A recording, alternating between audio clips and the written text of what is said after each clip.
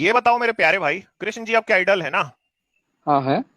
तो कृष्ण ने गीता के, अगर मैं सही हूं तो, गीता के अध्याय 2 का 47वां श्लोक है, कर्मण्येवाधिकारस्ते मां फलेषु कदाचन, कि भाई कर्म कर, फल की इच्छा मत कर। ठीक है।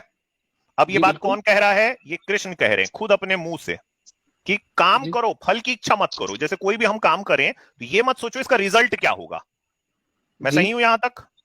जी चलिए, लेकिन मैं ये देखता हूं, हम ये देखते हैं आजाद प्यारे भैया, जितने हैं सुनने वाले सब प्यारे भैया, हम ये देखते हैं कि हम्म। कृष्ण जी ने खुद इसका पालन किया है कि नहीं किया है। तो ऐसा हुआ भाई, अब मैं भागवत से पढ़ रहा हूं ना, और ये भागवत अगर आपको लग रहा है कि ये मिलावटी है तो आपके इस्कॉन में भी पढ़ी जाती है।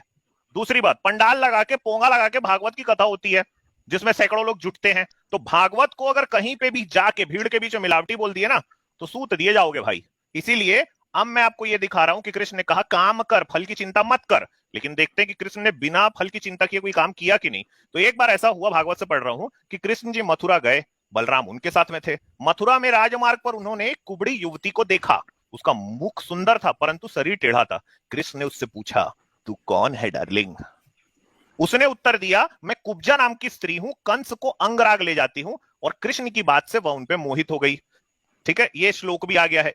अब उसने कहा, ये भागवत 10/42 में, अब कृष्ण जी को उसने कहा कि भाई मैं कुब्जा नाम की स्त्री हूं, समझे? और वो कुब्जा नाम की जो स्त्री है वो कृष्ण को लगा ये आइटम है, तो वो कृष्ण उन पर मोहित हो गया ना। अब कृष्ण कृष्ण एक कर्म करने जा रहे हैं, एक काम करने जा रहे हैं। ठीक है, देखते हैं कि वो फल की चिंता करते हैं कि नहीं।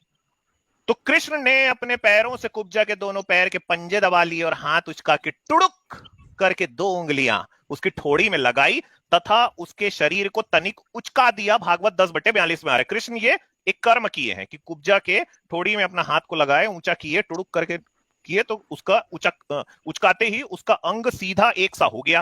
कृष्ण की कृपा से वह तत्काल एक विशाल, नितंब तथा उठे हुए पयोधार यानी स्तन वाली सुंदर युवती बन गई। उसी क्षण वह रूप, गुण तथा उदारता से युक्त हो गई और उसके मन में कृष्ण से मिलने की कामाग्नि जाग उठी। उसने कृष्ण के दुपट्टे को खींचते हुए कहा, वीर मेरे घर चलो, तुमने मेरे दिल को मत डाला है, अब मैं तुमको नहीं छोड़ सकती। समझे? तो कृष्ण ने कहा, सुंदरी मैं तेरे घर अवश्य आऊंगा, तेरा घर संसारी लोगों की मानसिक परेशानी मिटाने का साधन है। तो कृष्ण ने टुड़ुक करके कुब्जा का शरीर को सीधा किया, कर्म किया, इस फल की इच्छा में कि कृष्ण की जो कुब्जा है उसके साथ में डिंग डोंग करेंगे। अब ये कृष्ण ने ये किया भी ना, तो कुब्जा नवीन मिलन के संकोच से कुछ झिझक रही थी, तभी कृष्ण ने उसे अपने पास बुला लिया और उसकी कंकड़ से शोभित कलाई को रगड़ के अपनी खाट पे डाल लिया तथा उसके साथ रमण यानी सेक्स करने लगे। कुब्जा ने अंगराग का लेप देकर यह पुण्य तो कमाया था। कुब्जा कृष्ण के अनु चरणों को अपने काम अनु संतप्त अनु हृदय, वक्ष अनु सर। स्थलों और नेत्रों पर रुक रखकर जाइए उसकी सर, रुक सुगंध जाइए। लेने लगी।